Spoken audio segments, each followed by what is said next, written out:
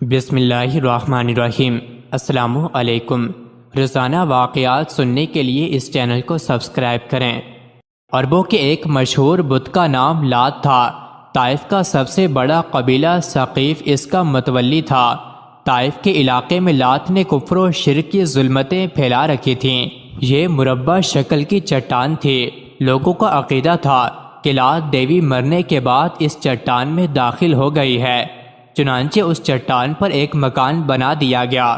لوگ دور دور سے خیر و برکت کے حصول کے لیے یہاں آتے تھے۔ اپنی اولاد کے نام بھی اس بت کے نام پر رکھتے تھے۔ یہ بت طائف شہر کے وسط میں نصب تھا۔ 9 ہجری میں ثقیف کا وفد مدینہ طیبہ میں حاضر ہوا۔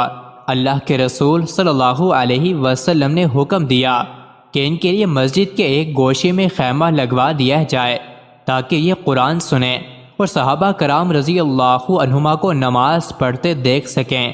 یہ لوگ اللہ کے رسول صلی اللہ علیہ وسلم کے پاس آتے جاتے رہے اور آپ صلی اللہ علیہ وسلم انہیں اسلام لانے کی دعوت دیتے رہے۔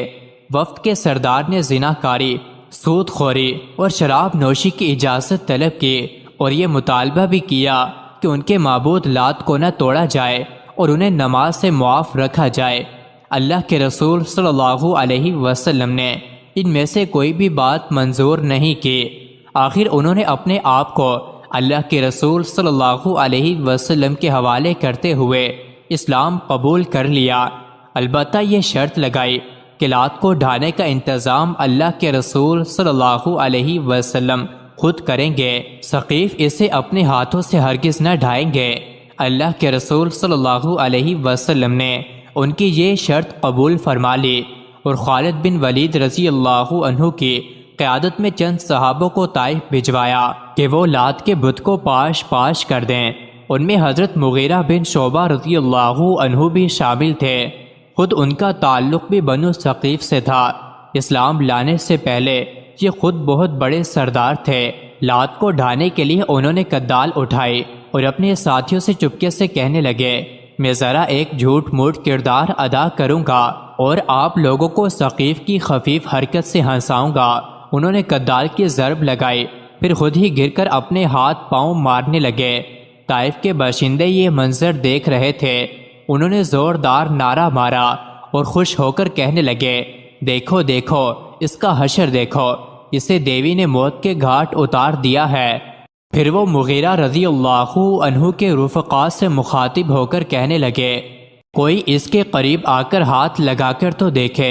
اتنے میں حضرت مغیرہ رضی اللہ عنہ یکدم اچھل کر کھڑے ہو گئے اور فرمایا، اللہ تمہارا برا کرے، یہ کمینی بدذات دیوی محض پتھر اور مٹی کا ڈھیر ہے۔ اللہ تعالی سے عافیت طلب کرو اور اس کی عبادت کرو۔ پھر اس کے دروازے پر ضرب لگائی۔ اس کو ریزہ ریزہ کرنے کے بعد اس کی دیواروں پر چڑھ گئے۔ آپ رضی اللہ عنہ کے ساتھ آپ کے دوسرے ساتھی بھی شامل ہو گئے اور اس دیوی کی اینٹ سے اینٹ بجا دی، یہاں تک کہ اس کو پیوند خاک کر دیا۔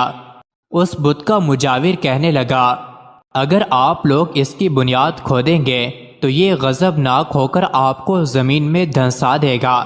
حضرت مغیرہ رضی اللہ عنہ نے حضرت خالد رضی اللہ عنہ سے عرض کیا، مجھے اجازت دیں، میں اس کی بنیاد بھی کھود ڈالوں گا۔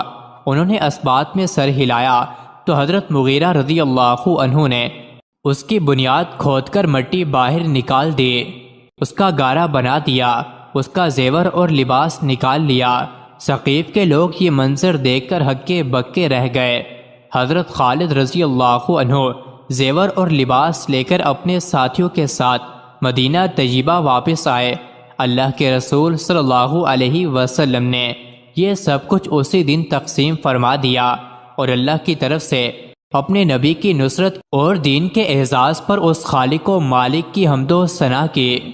مزید ایسی ہی ویڈیوز کے لیے چینل کو ضرور سبسکرائب کریں۔